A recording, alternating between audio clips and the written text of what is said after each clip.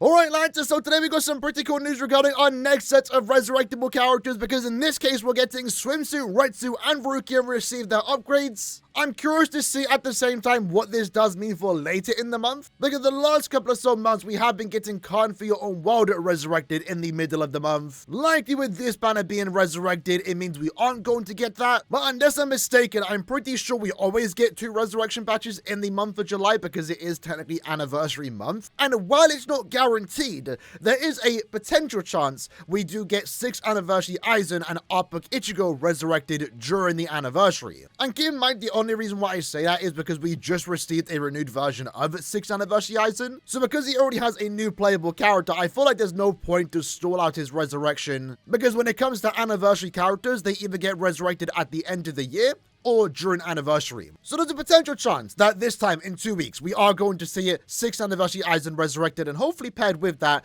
Art Book Ichigo. Because we are also entering a time in Brave Souls where we started to get a lot of weird 2-character banners, this being one of them. We also around this time started to have arena banners, and that also begs the question, what are they going to do with arena characters when they resurrect? Are they going to be a 1-character resurrection batch? Are they going to get grouped in with other banners? We're not really too sure. I guess we'll find out in the coming months. But we do have RETSU and also RUKIA to receive that upgrade. I'm not expecting anything super crazy with this batch because there isn't a Khan for Your Own World banner. But if we can get some potential good soul traits, for example, that would be great to see, especially because RUKIA is a 14% strong attack recharge soul trait. With that in mind, I would love to see a 1000 Year Blood War Ryukin level upgrade in terms of the soul trait, picking up 20% more strong attack damage when at full stamina. But as of right now, when it comes to really good soul traits, it seems to be really only for Khan for Your Own World, eventually Spirits Off and With You, which by the way could potentially start later this year in terms of resurrections, and also of course 1000 Year Blood War. I think we haven't really seen a seasonal character, let alone a premium character, get those really good soul traits, but she is seasonal, technically she is limited. I would love for her to pick up a secondary good soul trait. Even if she can pick up any damage soul trait, that would be great to see. Potentially, unfortunately, what we could see here is damage to paralysis. I feel like they're definitely going to go down that route with this banner. Maybe even for a character like RUKIA, and we might even see that reflected in her skills too, because what she does have here is a 20% Berserker, 20% Bruiser, Debilitator, Devastation, Frenzy, Guard Break, and also Sprinter +1. So RUKIA, wait, hold on. The signs for an anniversary RUKIA. There's been so many things regarding RUKIA over the last 2 weeks, it's kind of crazy. Likely this is all a coincidence, but the chance that we are going to get an anniversary RUKIA this year is relatively high. So to see her get resurrected already is like, damn, okay. More connections to a 10th anniversary RUKIA, but this character already has access to Guard Break and also Havoc. Those are the 2 skills that some will likely pick up if they are lacking it prior to resurrecting. So I guess in this case, we're just going to see stuff focused on more damage. Is really about it. Normally, 50% more damage is what this character is going to pick up. So we might get more damage at full stamina, we might get more damage to paralyzed enemies, and maybe more Berserker is what we're going to see. If she can get an SP boost, I doubt it, that'd be kind of cool too. Alright then, so scrolling down, having a look at her soul trait, she is a 14% recharge with, unfortunately, damage to paralyzed enemies. There's potential, again, you could use this in characters that have paralysis. Right now, I'm trying to think of a hard character that has paralysis damage. And with that in mind, I guess these 2 characters could potentially use this soul trait. Maybe an upcoming character in the future.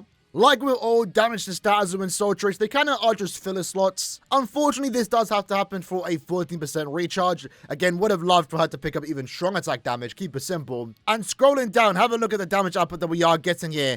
It is actually surprisingly a tad bit higher. So we got fire duration and poison duration for the innate skills. I kind of want to know the thought process behind giving her both of those duration skills, because you only need 1 status immunity. To have 2 is a bit greedy. And unfortunately, I think for her case, no, she does need poison. I'm pretty sure Melee Soipa is, I think it's paralysis. So I don't think she even got a good secondary innate skill, or just innate skill in general. Because yeah, the Melee Soipa guild quest is weakened duration. So she picked up 2 innate skills here, but none of them are for the GQ she technically wants to be used in. Now, obviously, you're not going to use this character in Guild Quest, but the standard or the norm of what we do see when a character resurrects is to pick up a status immunity for the Guild Quest phase they might potentially, for some reason, want to be used in. So, kind of a weird one to pick up both fire and also poison and not weakening. Not that a big of a deal, of course, but something maybe worth pointing out. And in terms of the skills here, she did get significantly more strong attack damage than I was expecting. The strong attack damage essentially gone up by 50%, alongside the damage to paralyzed enemies at 30%, with the 20% with the soul trait. You essentially technically have a 100% damage increase, which I think is pretty decent. I would actually have loved to have seen that with Frenzy Plus 2. I feel like at this point, especially as we go into the 10th anniversary, which might eventually introduce Frenzy Plus 4, maybe even more crazy damage multipliers, I feel like at this point, we should be getting Frenzy Plus 2, but maybe in the future, because I mean, technically, Frenzy Plus 2 wasn't introduced until a month after, but we've already seen some characters get that already. So yeah, for the most part, when it comes to Rukia's Resurrection, it's just going to be more orbs. The soul trait has potential to be used in the future, but I doubt it. And while she did get more damage output than I expected, it's nothing super crazy. And then next up, we have Retsu. She's actually a character I've always liked using and was one of my go-to links of farmers for epic raid content. While it might not seem anything crazy right now, having a weakening with weakened defense and also a heal soul bomb was actually quite powerful. In terms of the soul trait, if she can get anything other than damage to weaken, I think that would be a good thing for a character like this. Likely that is the route we are going to see though, similar to maybe what happened with Rukia. Unlike Rukia though, Retsu does have more skills here, so less skills to potentially pick up, maybe only 2 innate skills.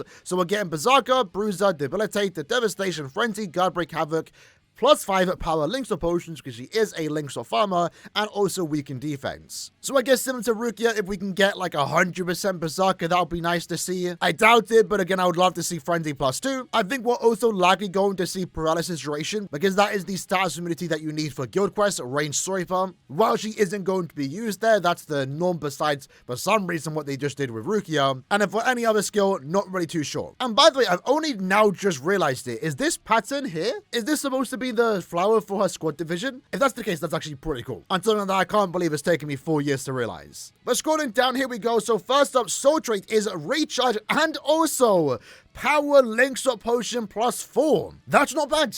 That is not bad. To be fair, that's actually quite, in a way, powerful. Maybe we are about to start getting +10 links or potions soul traits, but the standard right now is +5 links or potions as a soul trait. This character is offering 1 less potion, but you are getting the benefit here of allowing yourself extra recharge. This obviously goes for itself too if you do use this character. That's 9 potions. So I feel like if you are farming links or potions, for example, you can probably get away using this character instead of any other +10 speed links or farmer if you are a big fan of this particular Retsu. Especially because farming content like, links or trials, epic raids, when you are a full co-op lobby, your damage doesn't matter that much. As long as you have good accessories, good links, good transcendence, this character is resurrectable. So most likely max transcended. So unironically, you could now make Retsu one of your go-to farmers if you ignore the potential lack of, droplet increase, for example. However, if we scroll down, she does get 80% strong attack damage increase. So that went up by 60%.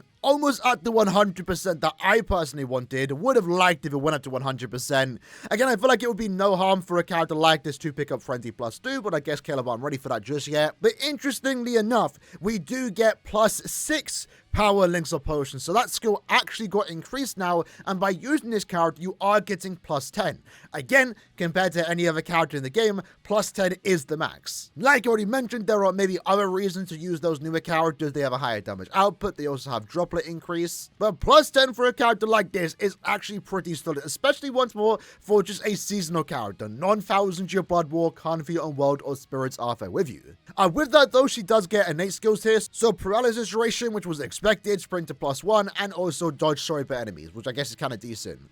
I'm actually a lot more impressed with this character's resurrection because it does make her quite the good soul trait, and also makes her a relevant links farmer being +10, which I'm actually really glad they gave her the +6 here, because having +9 links potions would actually be quite awkward, and luckily for her, she doesn't actually have that problem. And now with Swimsuit Retsu and also Rukia out of the way, again, our next Kanfi Omod banner to get resurrected will be Shuhei Kone and also Aura.